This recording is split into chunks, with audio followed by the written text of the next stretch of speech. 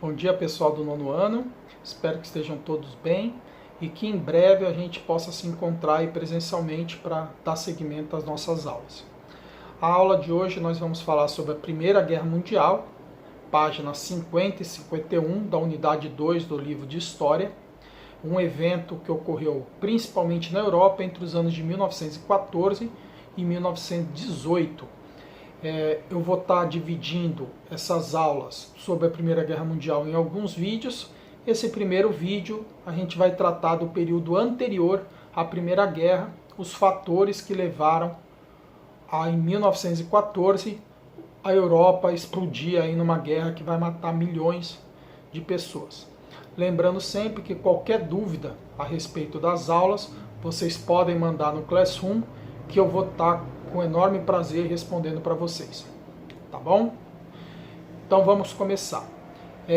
A Primeira Guerra Mundial iniciou-se em 1914, só que a conjuntura histórica que levou até essa guerra começou muito antes, né? No final do século XIX, lá por 1890, 1880. O que nós vamos ter nesse período? Final do século XIX, início do século XX, o período que nós vamos chamar de Bela Época. O nome já é autoexplicativo, né? Então é um período de prosperidade, de riqueza e principalmente de desenvolvimento tecnológico. Então lembrando, nós saímos de uma Europa que nós estudamos sexto, sétimo e oitavo ano, uma Europa extremamente religiosa, onde quem resolveria todos os problemas humanos era Deus. Aí nas diferentes crenças, principalmente do europeu, no catolicismo e depois no protestantismo.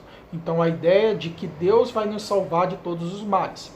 Nós vimos no oitavo ano que o iluminismo vai mudar um pouquinho essa ideia, vai colocar a ciência aí como um fator novo. E a Bela Época vai ser o auge da ciência, né? O europeu vai começar a substituir Deus pela ciência. É a ciência que vai resolver todos os nossos problemas. É a ciência que vai fazer o trem, o automóvel, que vai fazer com que eu possa morar numa cidade e trabalhar em outra. É a ciência que vai criar o telégrafo e o telefone, que fazem com que eu consiga me comunicar com pessoas distantes, que eu consiga me comunicar com o meu trabalho, que eu consiga agilizar os meus serviços.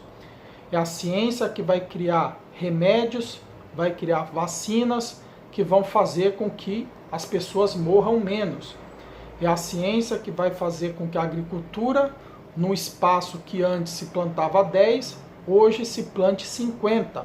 Então eu aumento a quantidade de comida, as pessoas se alimentam melhor, vivem mais. Então os europeus estão extremamente otimistas com a ciência. A ciência vai resolver todos os males do mundo. Ainda não resolveu todos, mas vai resolver. Já resolveu vários. E eu acredito que a ciência vai resolver tudo. E essa crença vai ter uma ruptura gigante com a Primeira Guerra Mundial, que vai mostrar o que a ciência também pode produzir. Guerras centenárias como a Guerra dos 100 Anos, que matavam milhares de pessoas, agora vamos ter guerras de 4 anos que matam milhões de pessoas, por causa da tecnologia envolvida nela. Mas por enquanto o europeu está extremamente otimista. A Europa está vivendo um período de paz desde o final da Guerra Franco-Prussiana, 1870. Não temos guerra na Europa, então a Europa está vivendo uma época de bastante paz e agora só desenvolvimento econômico, desenvolvimento tecnológico, ciência. Então o europeu está extremamente otimista, certo? Só que a ciência vem principalmente pela indústria. E mais um fator importante do nosso entendimento sobre a Primeira Guerra Mundial vai ser a Segunda Revolução Industrial, que nós vimos lá no finalzinho do ano passado. Então, relembrando, Primeira Revolução Industrial, Inglaterra, século XVIII.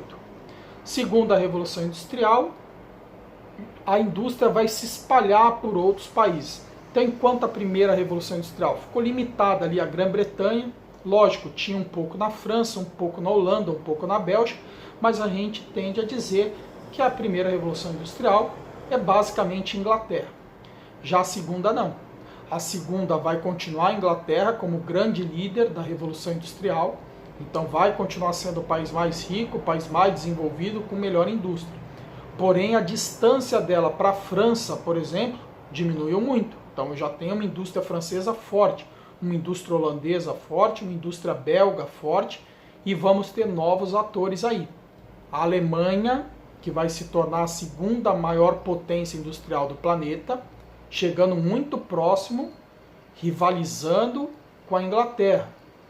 Gravem bem, isso é um dos principais motivos da Primeira Guerra Mundial. É a Alemanha tentando passar a Inglaterra como líder da indústria mundial. Eu vou ter indústria na Rússia, um pouquinho na Itália, e agora a indústria sai da Europa e chega na Ásia com o Japão e chega na América com os Estados Unidos. Então eu tenho na segunda Revolução Industrial aí 8, 9, 10 países se industrializando. E isso vai gerar o quê? Uma palavrinha-chave para nós: concorrência. Concorrência que para nós é algo extremamente positivo. É a concorrência que faz melhorar a qualidade do produto e que o produto se torne mais barato. Se só uma indústria produz, ela pode vender ao preço que ela quiser e ela não precisa investir em melhoria nenhuma, porque ou você compra dela ou fica sem. Agora eu tenho vários países produzindo. Então eu tenho que vender um produto mais barato e de melhor qualidade. E unir essas duas coisas não é uma tarefa simples. E o europeu vai tentar resolvê-lo de uma das piores maneiras possíveis, que é dominando outros países, que nós também vimos no 8º ano, o imperialismo. Então os países europeus vão pegar a África e a Ásia e vão dividir entre eles. Então eles vão invadir o continente africano, o continente asiático, e vão tomar para eles aqueles países que já existiam e outros que vão ser criados por eles só para poder dominá-los. Então nós já estudamos isso, é o imperialismo, que pode ser feito de duas maneiras. De maneira direta, né, eu pego meus tanques, meus canhões, minhas metralhadoras, meus soldados, invado o país, quem manda sou eu e acabou. Ou de maneira indireta, que é quando eu financio um grupo. Eu dou dinheiro e armas para um grupo já daquele país, aquele grupo toma o poder e, logicamente, governa de acordo com os meus interesses, porque eu é que mando por trás ali daquele grupo que chegou ao poder. Então vai ser o imperialismo que nós estudamos no 8º ano. Quem vão ser os líderes imperialistas? Obviamente Inglaterra. Inglaterra vai dominar a Índia, vai dominar grande parte da África. Então a Inglaterra vai se dar extremamente bem. Depois nós temos a França, segunda maior beneficiária do imperialismo. Depois vamos ter Bélgica, vamos ter Holanda, vamos ter Portugal, Espanha e Alemanha. E aí a gente já começa a sacar o problema que vai ter. Eu disse anteriormente que a Alemanha está rivalizando com a Inglaterra.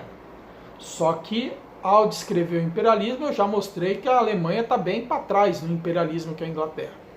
E a Alemanha só não vai ultrapassar a indústria inglesa por causa disso. Então, o que a Alemanha precisa? Dominar mais terras. Só tem um problema. As terras já foram dominadas. O que existia já tem dono. Então, como eu consigo? Tomando de quem tem. Quem tem? A Inglaterra. Então, eu vou criar aí a inimizade que vai culminar aí nos dois grandes polos da Primeira Guerra Mundial. De um lado a Alemanha, de outro lado a Inglaterra.